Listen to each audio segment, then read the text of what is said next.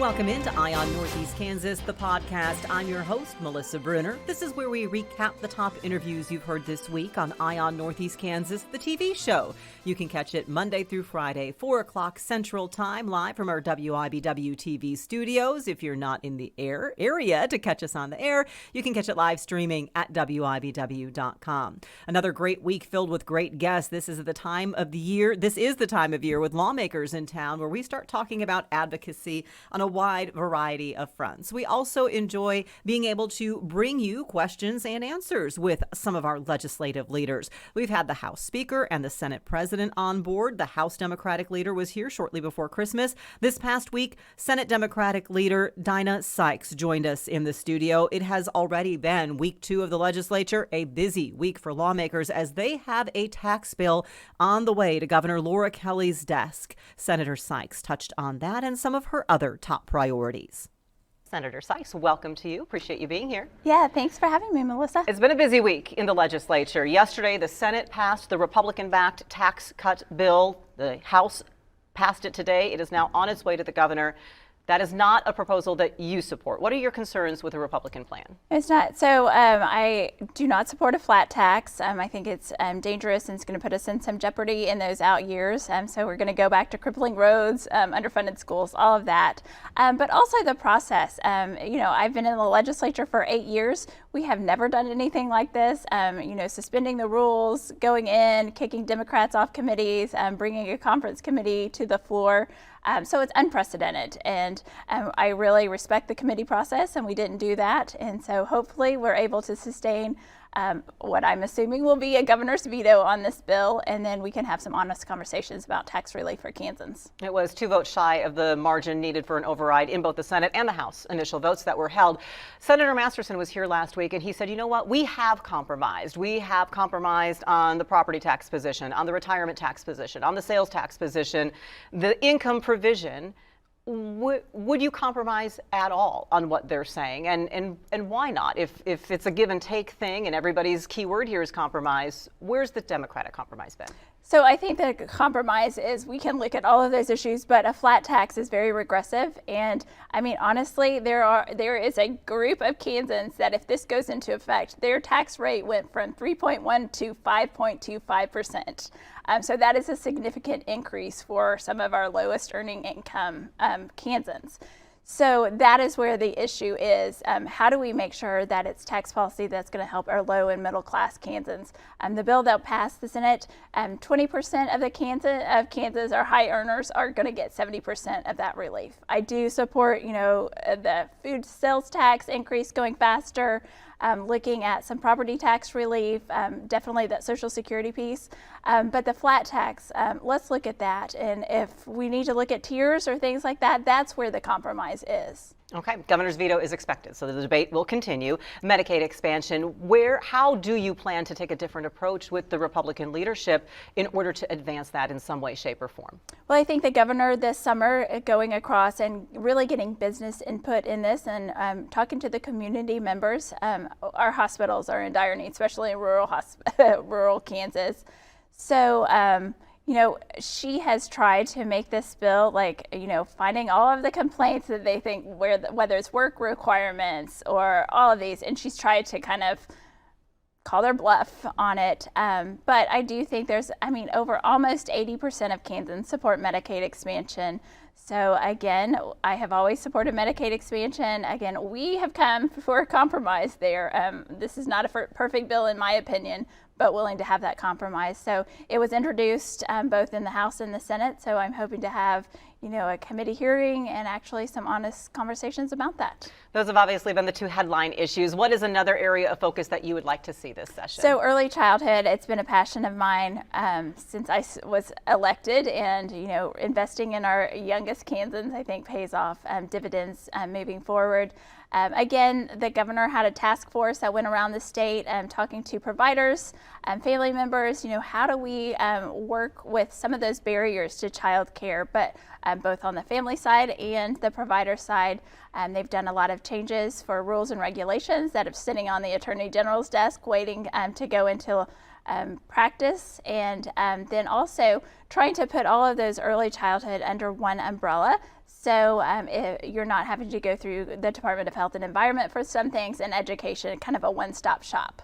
Would that help with getting more child care providers into it? Do you think that people are just kind of discouraged when they think maybe I'd like to do this, but then they start looking into where they would all have to go to do the required things? Yeah, no, absolutely. And depending on, if it's after school, before, like fire marshal codes, all of that. So yes, I do think it would be an advantage. You go to that one-stop shop and someone who's able to answer all of those questions and help you through those, instead of, okay, I have this question, I'm going to this department, now I have to go over here. So no one likes to be bounced around playing exactly. phone tag. Exactly. Senator Sykes, I appreciate you being here. We hope to touch base as the session moves forward. Yes, thanks for having me. Thank you. Again, when it comes to that tax bill, Governor Laura Kelly has promised to veto it. Last year, a similar bill fell short of an effort to override that veto. We'll be following along to see what happens this time around. A big issue for City of Topeka leaders has been homelessness. This week, their consultant was in town holding several group sessions with the public, with some of the governing body members, getting input and feedback as they try to develop a plan for what the City of Topeka might do to address some of the issues with our homeless population, and also see how they can perhaps help out and get support for people who are experiencing homelessness. To that end, one thing that happens every year in communities really all across the country is what they call the point-in-time homeless count. It's coming up in Topeka, January 25th. Jenny Falk of the Topeka Rescue Mission and Kim Williams-Gaston of Vallejo Behavioral Health joined us to talk about just how important this count is and how it works. Welcome, ladies. First of all, thank you to both of your organizations for taking the lead on the warming center that is open for the unsheltered right now. So very important. Jenny, you work with the unsheltered. When we talk about this point-in-time count, who are you looking for and where do you look for them? We have known people who are in certain camping areas along the river, spread throughout the city, basically.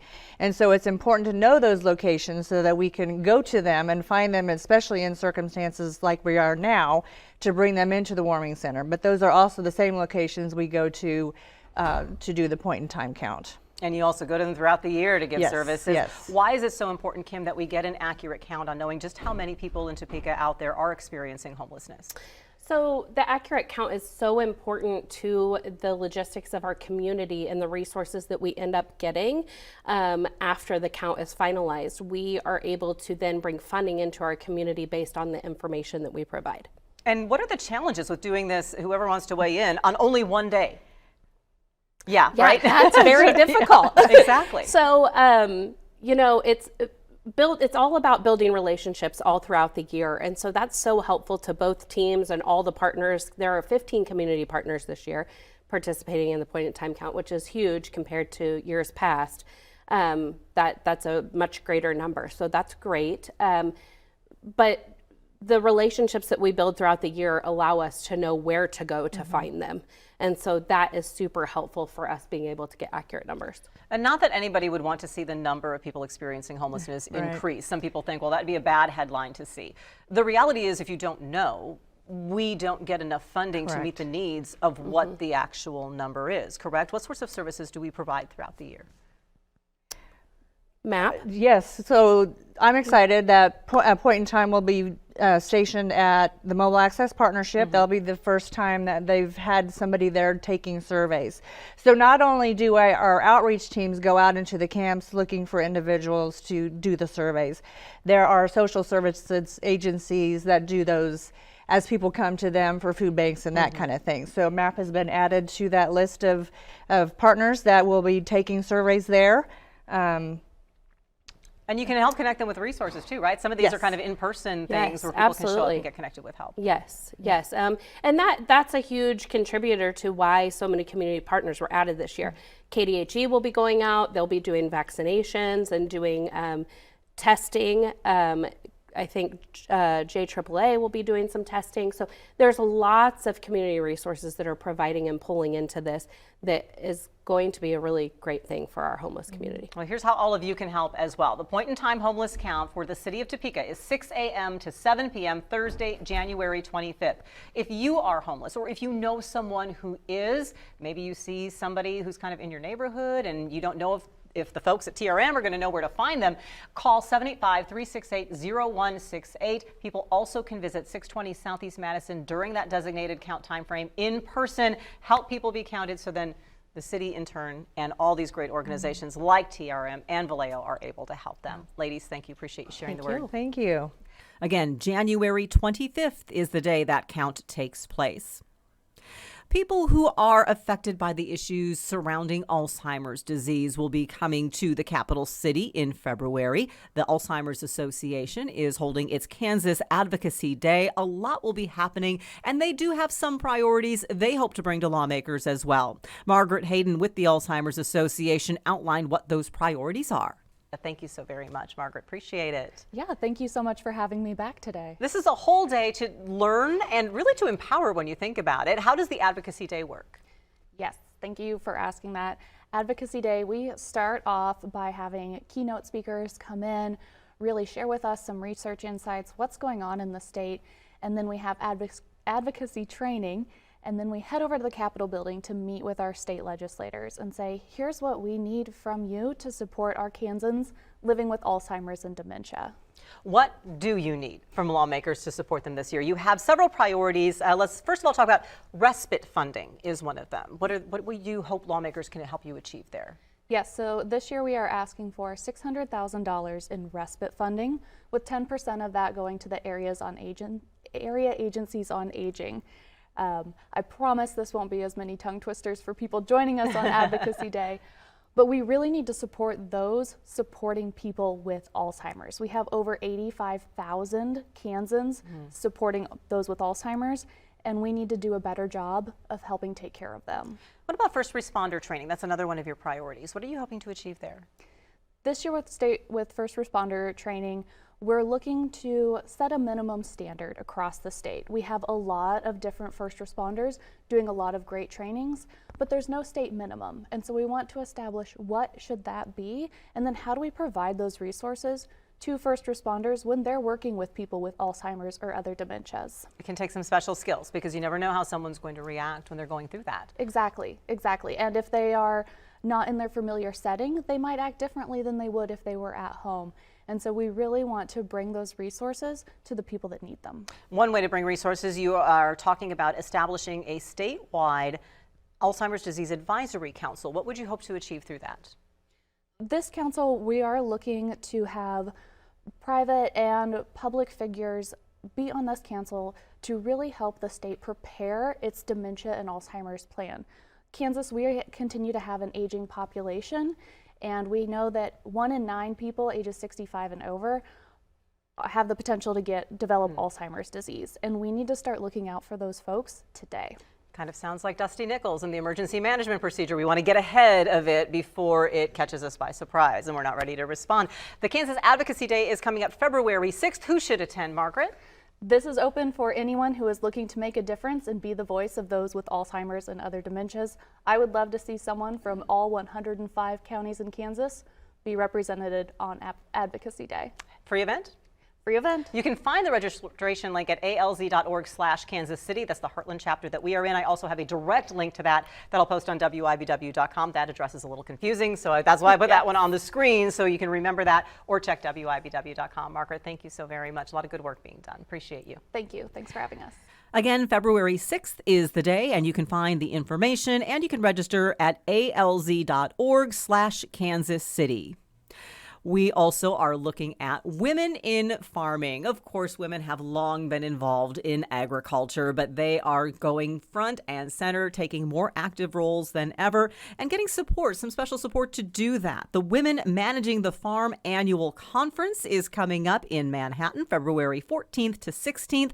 Lavelle Windsor told us what it's all about. Welcome to you. Yes, thank you for having me here. We were just talking farm chat, and especially in this weather, how's everything holding up around your place? It's okay, but boy, has it been cold and difficult to start machinery. So, women on the farm, why is this an important focus? So this is actually the 20th year for the Women Managing the Farm Conference. And so it is an opportunity for women across the state to come together to learn.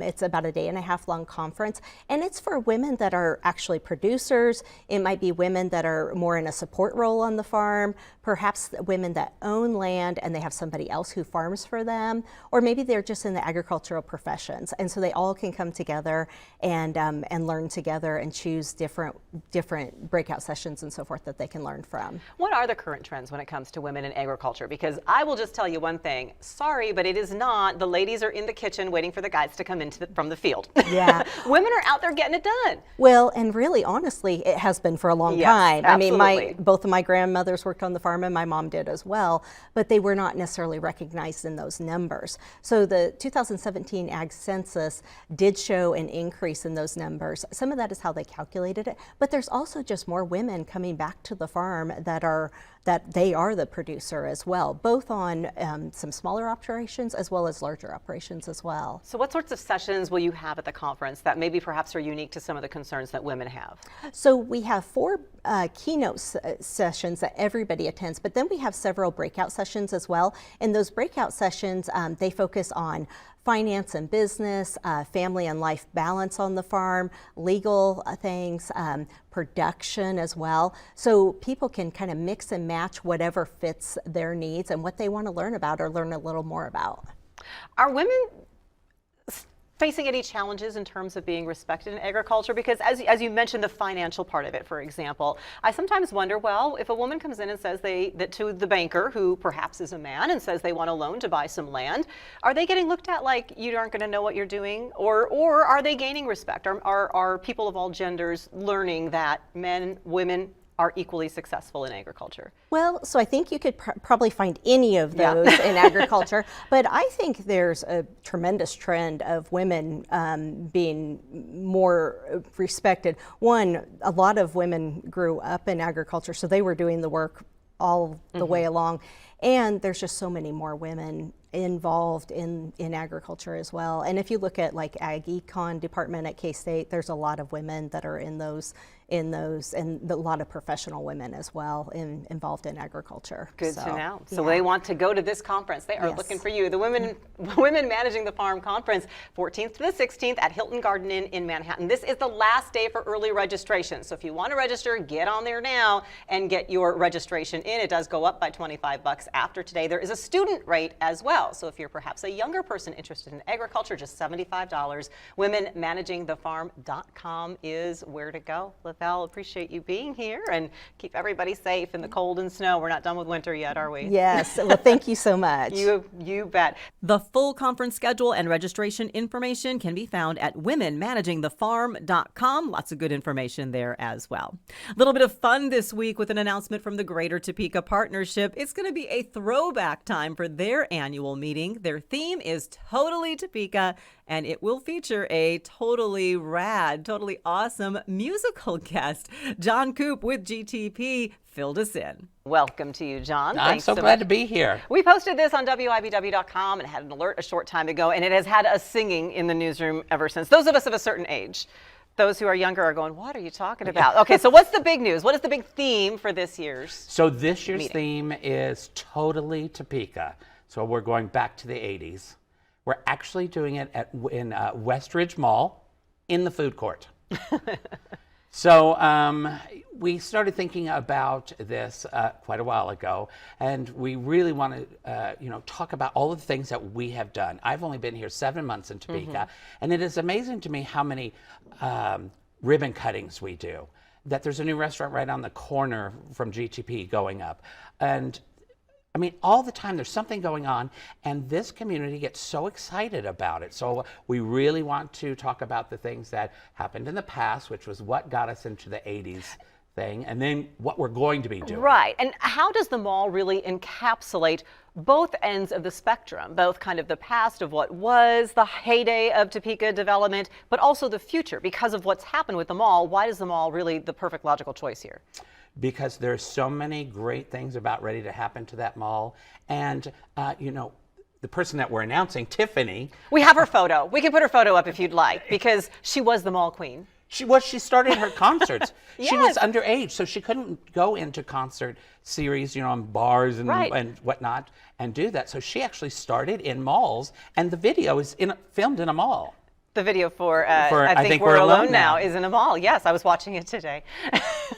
So she's going to perform. She is performing. Okay. She's going to be the headliner after we do all of our programming. That's the most important thing, is that programming. Talking about where we've been in Topeka and where we're going to. And the ideas that I've heard already, which I'm not, able to say, that they are planning for the Westridge Mall are going to be amazing. And this community is going to be amazed. I was said just a little bit ago, I came from Kansas City, and if something new goes up or there's some new development, people are like, okay. People here in Topeka get so excited if a new restaurant goes up or something like this. They don't know what's going to hit them when Westridge Mall announces all of the new stuff that's going to be happening. And it is more than the mall. How does this encapsulate really all of Topeka? Well, the first thing is that you don't have to buy a ticket to this. If you want to come and hear her sing or listen to some of our programming. Now that's interesting, John, because we're going to put up a link to purchase tickets, because there are some purchase tickets. So what's the difference, and what part can we come to for free? Well, I bet you get to go to whatever you want. You really overstate my importance, but thank you, sir. So if you want to go to the programming and do the food, and which I got to tell you about, and you want the open bar and all of that stuff, that's the tickets. That's the ticket. Okay. That's the tickets, and anybody can buy those tickets. Okay, too. but if you just want to hang out along the railing down by the escalator and hear her and be a groupie, then that's free to the public. Because you're not going to close the mall for this. No, we are not closing the mall, and in fact, you might be able to get a glamour shot while you're there. You might see some stuff that I can't tell you about, because I like surprises. So there is some stuff that the general public's going to be able to enjoy and participate in around the annual meeting this year. That's totally new. Well, I like to bring new stuff. What's the food? Real quick, we got about 20 seconds left. Okay, so we're doing 80s food too. So remember when you would get a big slice of pizza on a old white paper plate and 57 napkins? Yes. We're serving that. My college life, greasy pizza at a little place. Yeah. You're serving pizza. We are. And we're doing some branded like Chinese to-go boxes and tacos and Orange Julius. We have for adults and for kids. Nice. Yeah, nice. There's some fun Individual stuff. tickets, by the way, folks, if you want to enjoy the whole experience, are $150. This is an event that supports the Greater Topeka Partnership, so that is why that is there for the entire programming. But like John said, line up around the rails. April 4th at Westridge Mall is when the GTP annual meeting is. Thank you, sir. Appreciate you being here. Thank you for having me. It is going to be fun. Again, April 4th is the day for the GTP, the Greater Topeka Partnership annual meeting at Westridge Mall. If you'd like the full experience, you can purchase tickets already at GTP's website. But as John said, the mall's not going to close, so you can kind of hang out that day and get a listen to all the fun that's happening. We are glad you can join us for some fun on the podcast this week. Remember, if you want to see the video from these segments or from all of the guests that make their way to the red couch, you can go to WIBW.com. I also post them on my WIBW Melissa Bruner Facebook page, along with all of our studio selfies. Those are always fun. And of course, all the segments are posted going way back on the WIBW TV YouTube channel. Be sure to click subscribe while you're there. And until next time, we'll see you on the red couch.